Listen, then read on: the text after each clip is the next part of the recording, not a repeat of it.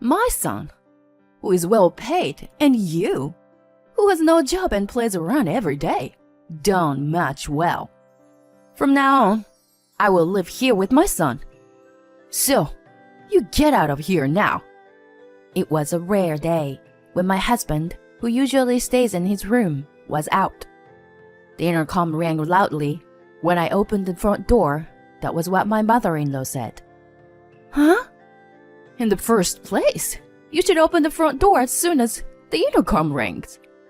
You really are a useless wife who can't do anything." "Sorry, I was working and didn't notice." "You lied to me like that again." "I know. I know that you lie about your job, that you don't do the house chores, that you spend all day long just doing nothing." "It's not a lie." "It doesn't matter whether you do something or not." My mother-in-law, who doesn't listen to me, smirks and shows me a piece of paper. "Do you know what this is?" "What is it?" "They are the divorce papers, filled out by my son. He doesn't want you either. Now, sign here and get out of here." My mother-in-law looks down at me triumphantly and laughs. I do as I'm told and sign the divorce papers. My hands trembled as I gripped the pen. My poor mother, so happy with joy. She doesn't know anything about me. My name is Jasmine. I work from home as a freelance writer and editor. Until a few years ago, I worked for a publishing company, and thanks to my experiences from that time, I am still able to earn enough money to live on a steady basis. In addition, when I was working for the publishing company, I worked hard every day, and I had a good amount of savings. Therefore, although I am an unstable freelancer, I am able to live without any major worries. I met my husband Michael when I was working for a publishing company.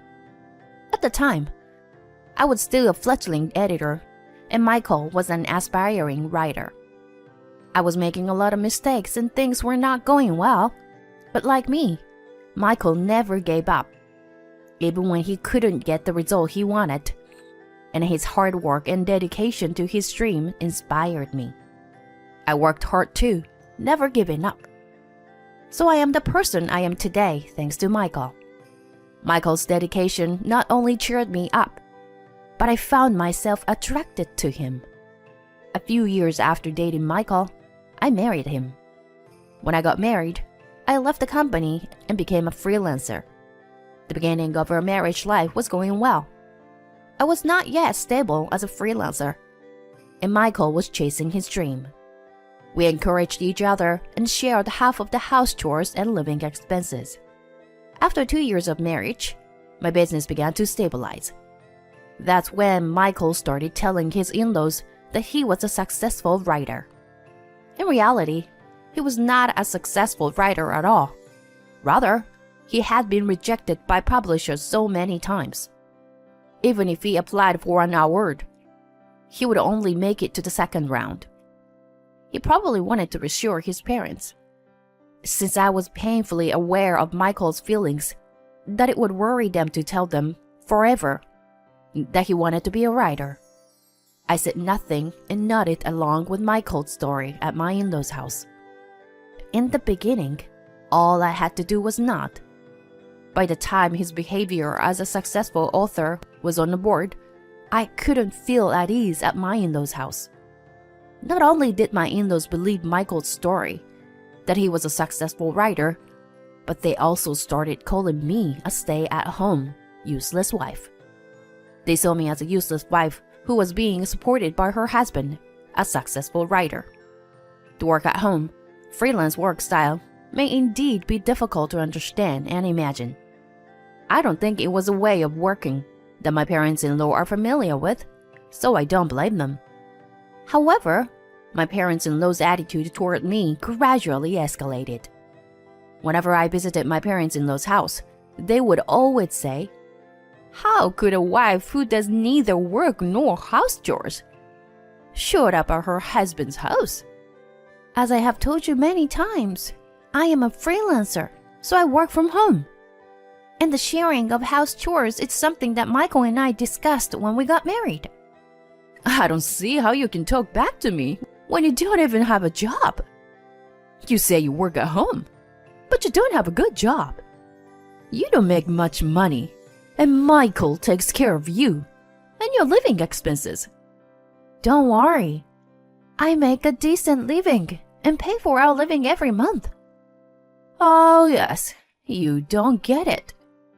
If you don't appreciate Michael a little more and act a little more gracious, I don't know when he'll leave you.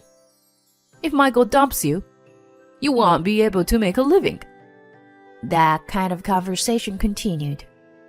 I almost sighed out loud, but managed to swallow it. I was about to say, I'm the one who earns most of the living expenses, and I'm also the one who does most of the house chores. It's Michael, who doesn't have a job and doesn't do the housework. But I managed to swallow it as well. In the beginning, I only heard various sarcastic comments when Michael was not around. Recently, when I was invited to dinner at my in-laws' house, Michael and I went to my in-laws' house together, and the only meal prepared was for Michael's portion. It has become the norm that there is no seat for me.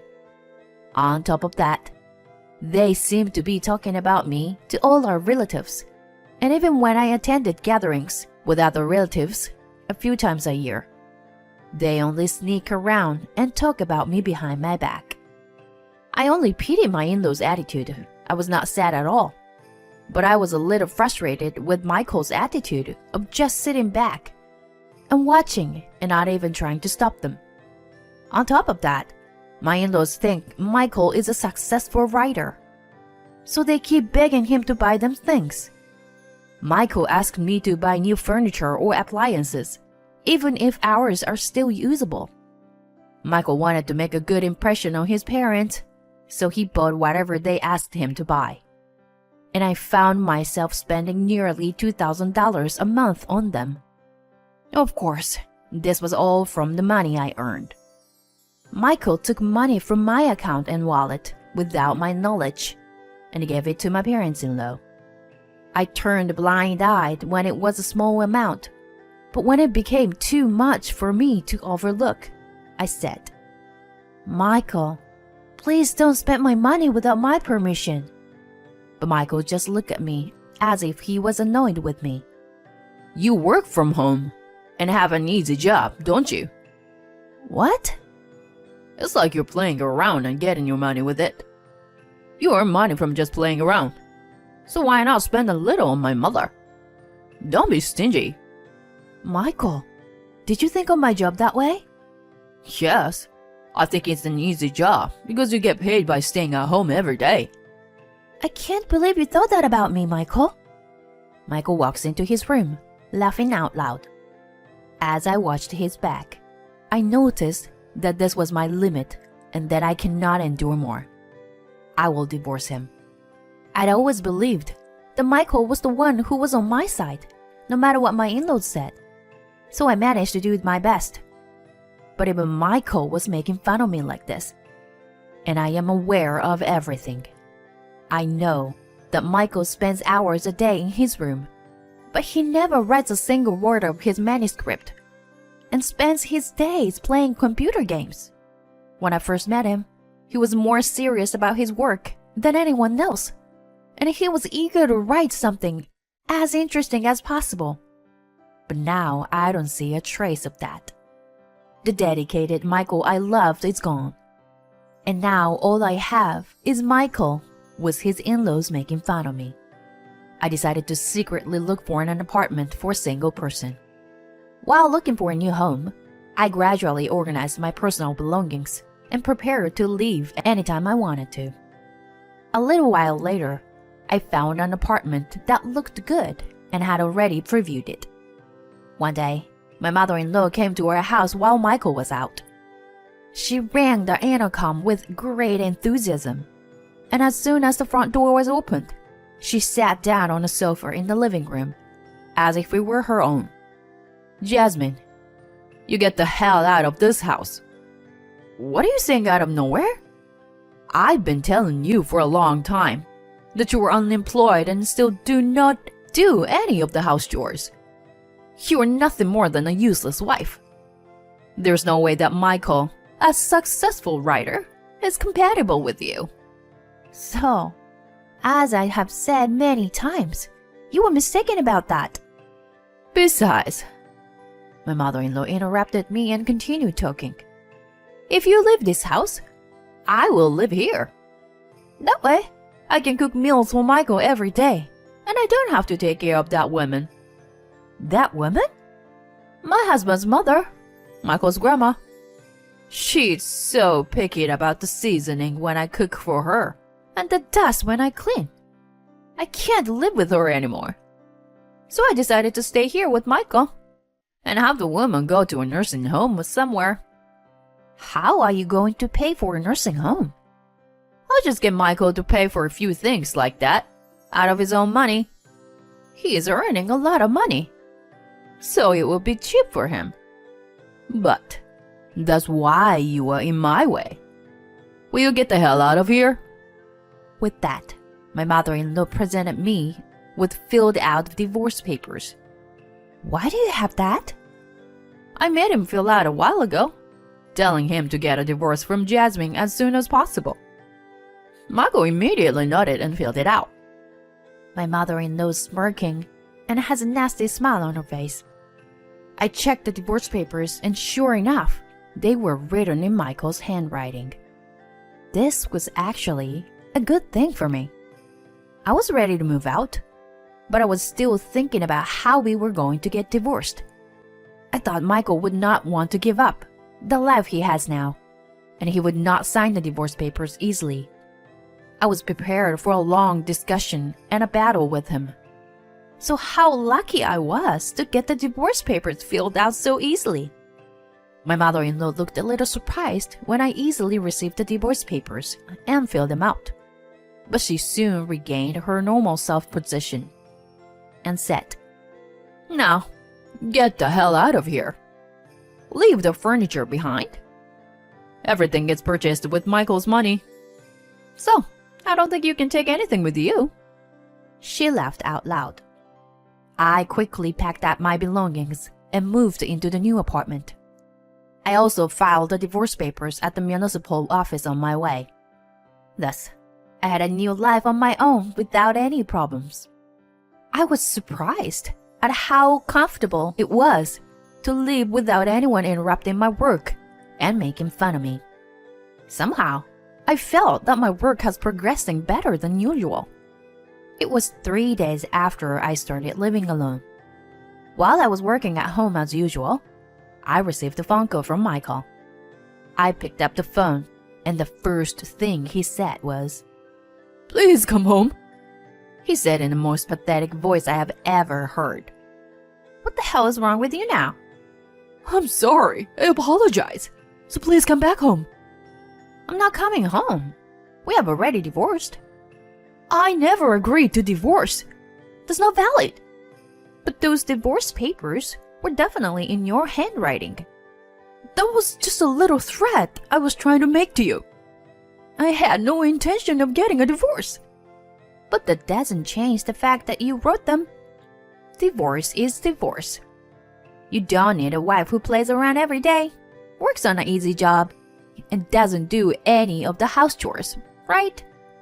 You get to live with your family you love so much. You can't complain. What's the problem?" "I'm sorry, but my family thinks I'm a writer, so they quit their job and moved here, intending to live on my dime. On top of that, they want me to pay for Grandma's surgery, and there's no way I have that kind of money." "I see. That's why you want me to come back." "Yes, and now that they know I've been lying to them.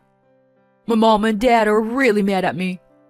They're all clamoring for me to bring you back right now.